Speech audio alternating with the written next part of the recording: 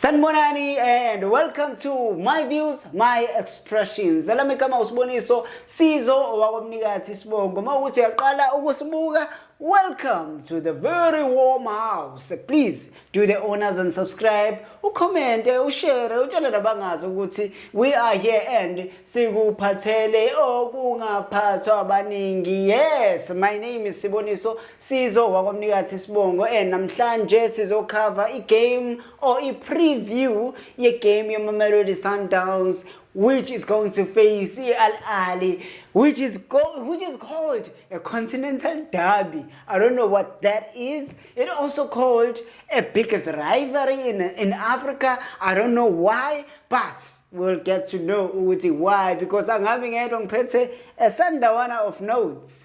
Side pose. What's up? Sanbo. What's about Zuma? Oh, yeah? Yeah, so I take it from him. Why is it a continental derby? What is continental derby? Yeah, it's a big... What is a derby, Auntie?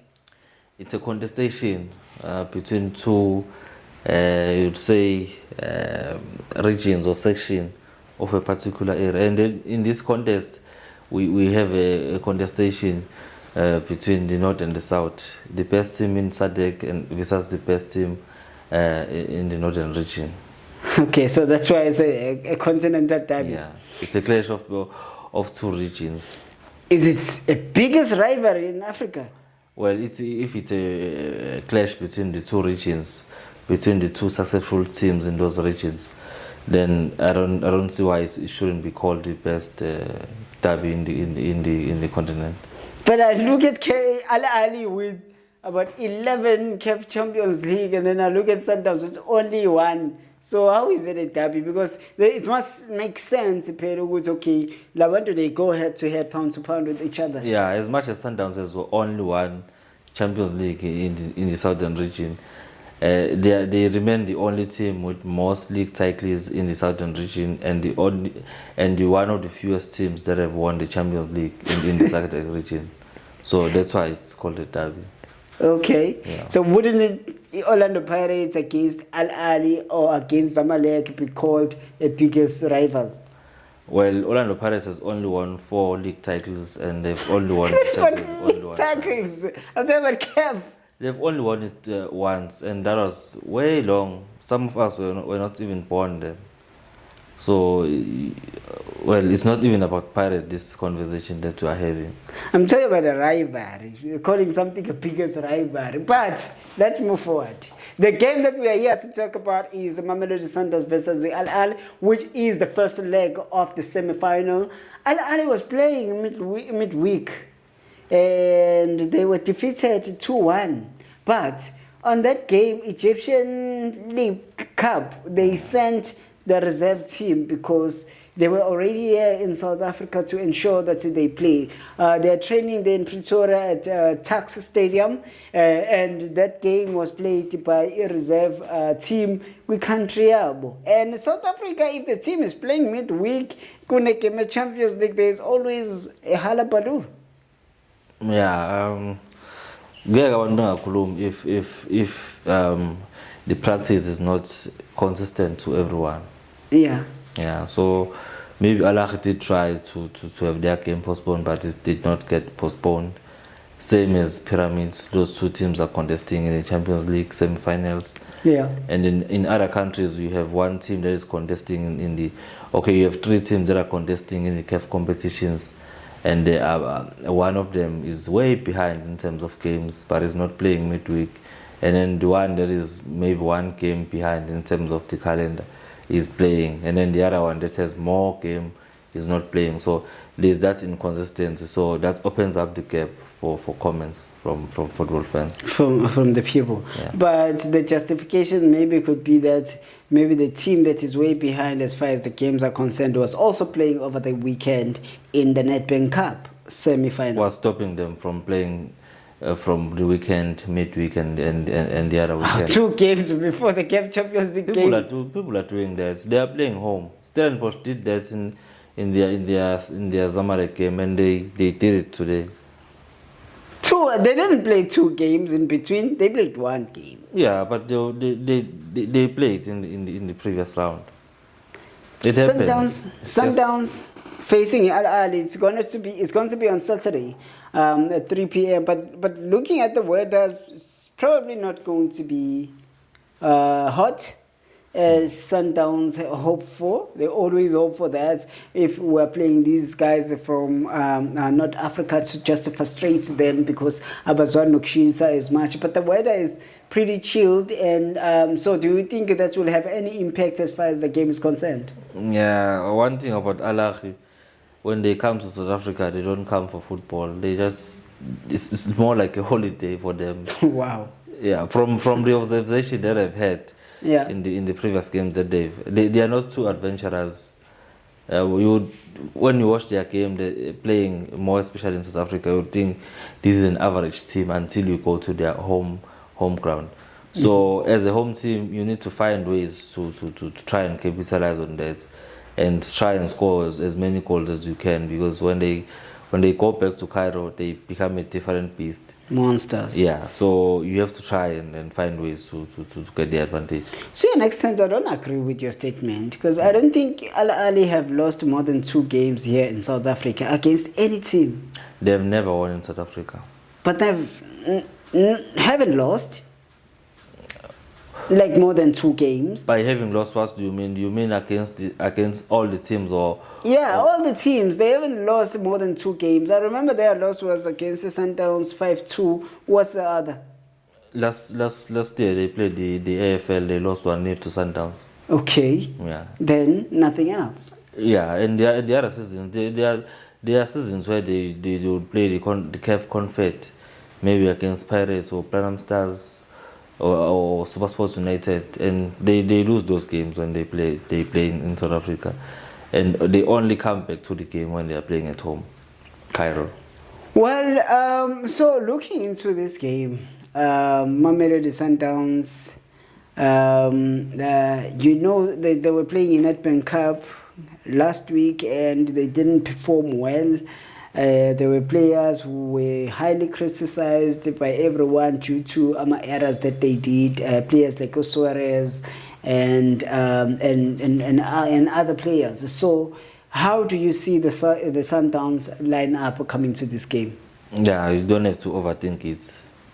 The first thought that comes from the coach when he watches this last game, he needs to take that decision. Unfortunately. Mm-hmm. He needs not to overthink his into and try to justify his into, because if he does that, he's going to be putting himself in even more trouble. Yeah, he has centre backs that started the season very well, and he still have reserve centre backs that can play that left centre back position easily, so who have more experience, or even if they don't have more experience, they haven't shown any signs of cracks in big games that have been deployed by Sundowns. So his first thought when he saw what happened at Loftus, make a decision and move on. Try and think about other aspects of the game, but make that one decision. Do you see Suarez coming in? That big decision has to be made. Suarez can't be playing the semi-final of the Champions League. For only 1 or 2 mistakes? Costly mistakes. Firstly, how many times have Mvala costed you Champions League? You knocked out. How many times has Vala won big games for Sundowns? The same we are thing. Talking about the same thing can be said about Suarez. He have won games for Sundowns. Yeah, but there isn't too much room for being too patient with foreigners when they are costing. Oh, so now it's about foreigners. Are you being xenophobic? You have to be best when you're playing in a foreign country, because you can't be a South African player and go to England and perform as bad as Suarez does and still get the nod in the starting 11. Yeah. So you don't see him? Well, from my own observation and my wish, I don't want to see him. You are still aggrieved by his I don't want to see him wearing the Brazilian kits. That's a crazy statement. Yeah. You're still aggrieved by that Amakosi defeat. No, not really the defeats. But one thing, cause all of a sudden not playing for no good reason. The boy has come to Sundowns and the stamp is authority. Yeah. In the absence of Mutobi Mvala, and sometimes the doubtful Grand Kekana due to injuries together with Lebusa, I think Malibongo Khoza has been the best centre back for Sundowns this season. Uvele umthathe njengombeki ngisho nasebenchini is something else. I'm crying for that boy. I'm not sure it's because he's a academy player who hails from the junior levels to the senior levels. Maybe it's that one reason, because I have a soft spot for players who've come from that process, because you hardly graduate from the grassroots to the senior team. More especially with Sundowns. At Sundowns. Because we Pirates, we have seen a lot, and we Chiefs. Maybe Chiefs. Not so much. What are you talking about? Even now, the key players we all in the Pirates are the graduates. No, I mean players who come from the under 13 upwards. Okay. The Pirates doesn't have an under 13. They just scout players from other academies and put them in the MTC, and then one season he goes to the first team, and then we are told he's a Pirates product. But when you track back, you see with Lomvana, they just took him from one academy to their MTC, and then that's it. So I think in the biggest teams, I think Chiefs is the team that has a proper development, and they take boys from primary until they graduate. Sure. Yeah. So Ahly, Maupega Bona, what is their mindset? So you say they're not here to play the game, they're only here. They are on holiday. So I will assume that's your way of saying they will pack the bus and they will try technical. They will try and minimize Sundowns' advantage. They will try and not, if they do concede not a lot, and if they can capitalize maybe on a counter, they can do that. We've seen, unfortunately, in the African Champions League, that's how the opponents think, more especially when it comes to these critical stages. They may be adventurous when they are playing against a team that is not so known, and that doesn't have a lot of big profile in terms of the Champions League. But when it comes to Sundowns, because they know the threat that comes with one of their forwards, they know how they are good with counter attacks in terms of the players like Uripero, how he combines with his other players when it comes to counter attacks. So they will try and minimize the space which in more of an open space. At least and try and close them up. Yeah. So as far as the upfront Melody Sundowns, who are you seeing there? Because there is another outcry about Reyners. Reyners has not given Sundowns much, and also he's not getting that much of a game time. Yeah, it's a tricky one for that front three, because you have two, I think, very good strikers in Shalul and Reyners. But I don't think sometimes they click. In some games they do click, but as a first choice, I wouldn't want to have them starting together. Okay. Because when you have them starting together, you end up having one of them trying to play on the flanks and trying to dribble a defender. Trying to go into the box. Both of them, they are not good dribblers. So it's not a good idea to take them away from the box. So you want to have, you want to have one of those players ehlele boxing and trying to shield the ball, receive the ball from either of the wingers and Repero and other midfielders who try to attack. So I wouldn't want to start with them like that. But at this stage, you don't have an alternative, because other players, it's either they don't have match fitness or they have injuries. Like Matthews, who look promising, ukuthi angaqala as a winger kule attack, but he's been struggling with injuries and struggling with gaining his form back. And then a player like Kukutano Lihlagu, whom I believe is well matured to go and play matches of this magnitude in very questionable games, I would want to have him in the starting 11, but I know he's not gonna come.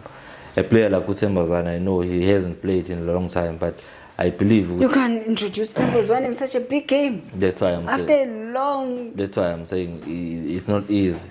Yeah. But these are desperate times. Yabo. You may put him akwenzele kahle, but uma ngomdlalisi abantu bazokubuza ukuthi why you just throw in umuntu who hasn't been playing out with injuries into that deep sea. So it's a matter of risk. Yeah. Because when you play with Charlotte, there's not a lot of mobility. There's not a lot of mobility. There was this trio from Coach Mangoba, Yaku Matthews, no Reines and Ribeiro, and I thought they were coming really well, and I don't know what happened. Matthews had an injury. But he recovered and then also got a red card. Yeah. Now I thought that distracted him. So his recovery was not so good because he had to deal with some suspensions now and then he got another injury. So wagcina seba inkinga nje. Ama games are keeping on coming. Sure. So the only fifth players uRibeiro, Shaluli, Lorenas, which is questionable uqala ngabo bathathu. So you may want to risk and put Matthews or the Tlako. Yeah. Okay. I think in the middle it is always predictable. We know the Opas, we know the Adams, we know the Allende, we always know the Mukwena. But I want us to go to what do you think is going to happen there? Who is winning this game?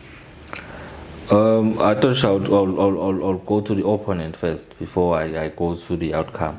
Yeah, because Ahly has slightly changed their lineup, but it's not as much changed because they have Uhani, and then they've got there's a Moroccan left back there because I think Ali Maulul is no longer their first choice. He's getting old.